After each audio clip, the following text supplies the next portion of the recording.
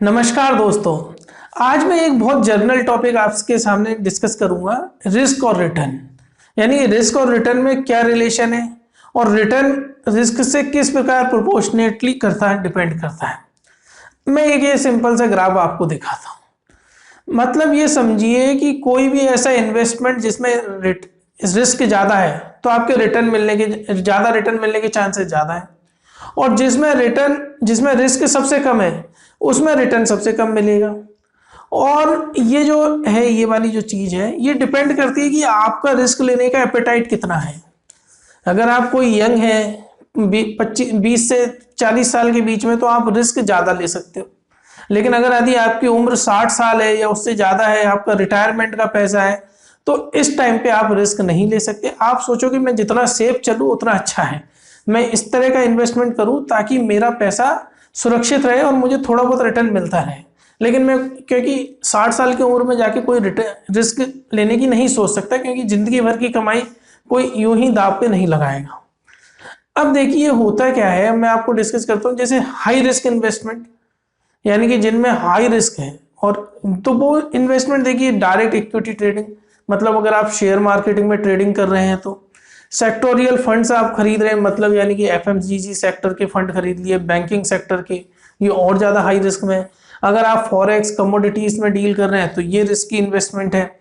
और equity growth funds, यानी कि अगर आप म्यूचुअल फंड भी खरीद रहे हैं और उसमें इक्विटी फंड्स खरीद रहे हैं तो भी वो बहुत हाई रिस्क वाले उसमें माना जाता है। इसको और ज़्यादा समझने के लिए हम एक पिरामिड स्ट्रक्चर देखते हैं। ये देखिए पिरामिड स्ट्रक्चर, इसके अंदर क्या है, जो हाई रिस्क सबसे ऊपर और लो रिस्क सबसे नीचे। तो शेयर, डेरिवेटिव्स, ये सब आपके हाई रिस्क इन्वेस्टमेंट प्रोडक्ट्स में आते हैं। अब आता है जो आपके मीडियम रिस्क में mutual fund, real estate. Mutual fund में भी खासकर आप बैलेंस फंड और उसको समझिए जो डेब्ट फंड है वो मीडियम रिस्क में आते हैं। इक्विटी म्यूचुअल फंड है तो वो हाई रिस्क में ही जाएगा।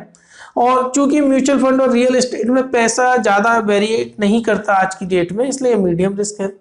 अब आता है लो रिस्क। लो रिस्क में गवर्नमेंट बॉन्ड, बैंकों का फिक्स डिपॉजिट, गोल्ड, ये सब लो रिस्क में आता है, क्योंकि इनके प्राइस ज़्यादा फ्लक्चुएट करते नहीं हैं।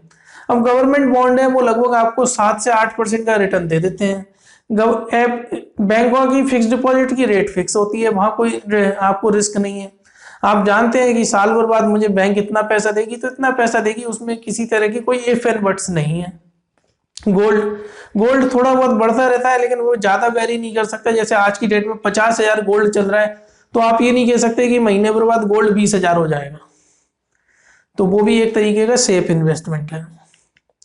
तो फ्रेंड्स, मुझे उम्मीद है कि मैंने रिस्क और रिटर्न थोड़ा बहुत आपको समझाने की कोशिश करी और आपकी समझ में भी आया होगा। प्लीज़ मेरा वीडियो अपने व्हाट्सएप ग्रुप में शेयर करें। अगर आपकी कोई क्वेरी या कमेंट्स हो तो आप नीचे लिखें, और मेरा चैनल सब्सक्राइब करवा के रखें। धन्यवाद फ्रेंड्स।